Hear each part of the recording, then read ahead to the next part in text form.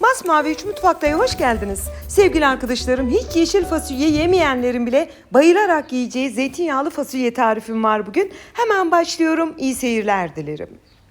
Tarifimiz için 1 kilo taze yeşil fasulye var.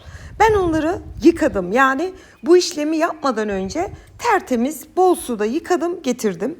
Şimdi iki ucunu kesip kenarında kılçığı varsa onu da alıp doğramaya başlayabilirsiniz.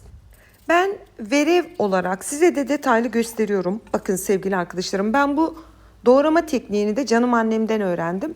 Gerçekten tabağa getirdiğinizde de böyle tel tel çok güzel oluyor. Aynı zamanda yemeğinize de ayrı bir lezzet katıyor. Bunu da kesinlikle söylemeliyim. Bakın incecik verev olacak şekilde doğradım. Bir iki tanesini artırdım ki size bir şey göstermek için. Farz edelim ki sizin fasulyenizin kenarında çok kılçık var. Bir türlü temizleyemiyorsunuz. Şöyle pratik bir yöntem göstereyim. İki ucunu keselim. Daha sonra bir patates soyacağı ile iki kenarını böyle incecik zarf gibi keserek, keserek doğrayabilirsiniz. Aklınızda bulunsun. Pratik bir yöntemdir. Belki civcivler bilmiyordur. Göstermek istedim. Şimdi 1 kilogramlık taze yeşil fasulyeyi ince ince doğradım. Yıkamaya gerek yok. Bu aşamada lütfen yıkamayın. Aroması, kendine ait vitaminleri suyla gitmesin. Diğer malzemelerimiz 3 tane havuç, 3 tane büyük boy böyle domates, 1 kuru soğan ve 5 tane de sarımsağımız var. Havuçlarımızın kabuklarını soyalım, hazırlayalım. Domateslerimizin de aynı şekilde. Tam mevsim olduğu için biliyorsunuz domates çok bol, gayet bol bir zamanı. Taze domates kullanmanızı tavsiye ederim. Hepsini doğrayıp soyup hazırladım. Şimdi doğrama işlemine geçiyorum. Bu arada sevgili arkadaşlarım, bir şey belirtmek isterim. Bazen YouTube'da görüyorum, diyor ki bu yemeği 5 dakikada yapabilirsiniz. Ben bu tarz açıklamaları pek tasvip etmiyorum. Çünkü bir yemeğin hazırlık aşaması bile 10-15 dakikanızı alıyor ki ben çok hızlı bir kadınım. Makine gibi çalışırım.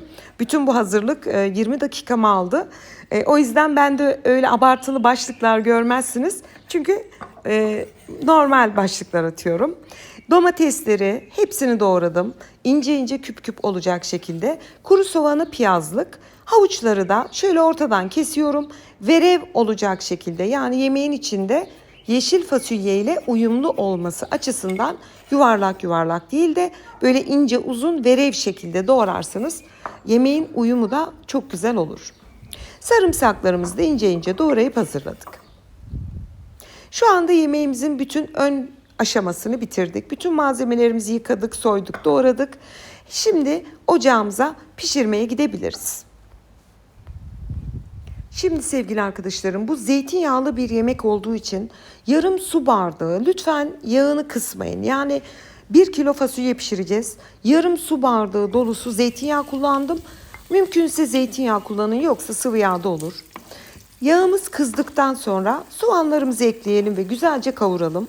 Yağınız kızmadan lütfen soğan eklemeyin. Soğan haşlanır gibi olur. Kokusu çok kötü olur yemeğinizin içinde. Yağınız kızdıktan sonra ekleyip güzelce soteleyin. Bakın böyle pırıl bir hal aldı. Hafiften de kızardı. Bu aşamada 1 tatlı kaşığı salça, yani çok az salça kullanın. Yani bu yemeğinizin lezzetine pozitif bir etki yapacak. Böyle bir yemeğe 1 yemek kaşığı dolusu salça eklemek, içinde bir de domates var. Yeşil fasulyenin kendi aromasını bastırır, aklınızda bulunsun. 1 çay kaşığı acı pul biber, 1 tatlı kaşığı silme tuz ekledim. Salça ile birlikte güzelce soteleyelim. Salçanın o ekşi kokusu gitsin. Şimdi soyup hazırlamış olduğumuz yeşil fasulyelerimizin hepsini tenceremize ekleyelim. Bu arada çok görünüyor sevgili arkadaşlarım, yani dolu dolu oluyor. Ama siz onu şöyle bir karıştırınca 1-2 tur hemen inecektir. Bu arada ocağımızın derecesi yüksek derece. Henüz altını kısmadık. Çünkü biz soteleme işlemi yapacağız şimdi yeşil fasulyemize.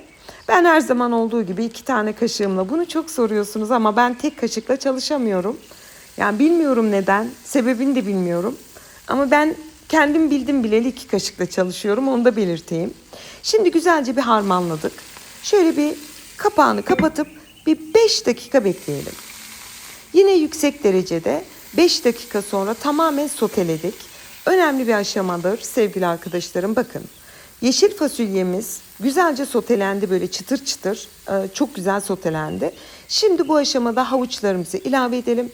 Havuç demişken onu da açıklamak isterim. Bilirsiniz zeytinyağlılarda tuz kadar şeker eklenir ki dengeyi kurması için. Ama ben şekerin yerine havuç ekledim. Hani yapabildiğimiz kadar şekeri kullanmayalım. Sağlıklı, Allah'ın verdiği ürünler var. Havuç çok yakışıyor. Aynı zamanda da şeker dengesini sağlıyor. Sarımsaklarımızı da ekledik. Hep birlikte yüksek derecede yine kısa bir süre şöyle harmanlayalım. Burnumuza sarımsak kokusu gelmişse tam istediğimiz kıvama gelmiş demektir. Bu arada yeşil fasulyelerimiz nasıl söndü gördünüz. Şimdi doğramış olduğumuz domateslerimizi bu aşamada ilave ediyoruz. Yine güzelce bir harmanlıyoruz. Bu arada ocağın derecesi şimdiye kadar hep yüksek derecede çalıştık. Hiç ocağın derecesini kısmadık. Domatesi ekledikten sonra şöyle bir harmanlıyoruz ve ocağın derecesini kısıyoruz. Benimki 0'dan 9'a kadardı. 6 dereceye kıstım. Siz artık onu ocağınızın derecesine göre uyarlayın. Bir tabak bırakıyorum üzerine. Kapağını kapatıyorum. 20 dakika 6 derecede, yani ortanın bir üstünde pişmeye bıraktım. 20 dakika sonra şöyle bir kapağı kaldırıyorum. Bakın onu da göstereyim size. Bir çatalla kaldırın, peçeteyle tutup çekin, eliniz yanmasın. 20 dakikada sevgili arkadaşlarım inanılmaz güzel lokum gibi pişmişti. Çok da böyle yemeği çok da böyle un gibi yapmayın. Biraz çatala değsin ama aynı zamanda pişmiş olsun. Hiç su eklemedik. Bakın kendi domatesin, fasulyenin suyu. Bu arada tabağa neden ekledim? Onu da biraz sonra anlatacağım. Piştikten sonra üzerine 2 yemek kaşığı kadar zeytinyağı gezdirip kapağını kapatıp dinlendirelim. Ve yemeğimizi yarım saat kadar dinlendirdim. Zeytinyağlılar bir gece bekleyince aslında daha da güzel olur ama ben yarım saat sonra sunum için hazırladım. Hemen size şöyle bir gösteriyorum. Bakın sevgili arkadaşlarım, yemeği salçaya boğmadığımız için yeşil fasulye, havuç, domates, sarımsak, içindeki bütün sebzeleri böyle kıpkırmızı bir yemek değil de hepsinin kendine ait güzel rengiyle görüyoruz.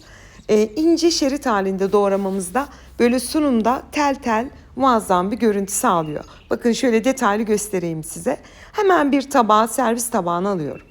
Bu arada neden tabak ekledim?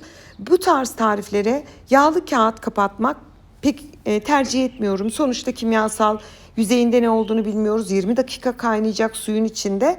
Ben o yüzden tabak kapatıyorum. Daha sağlıklı, daha içim rahat ediyor. Ve yemeğinizin düdüklüde pişer gibi daha çabuk pişmesini sağlıyor kapatmış olduğum kapak. Doku testini yaptım.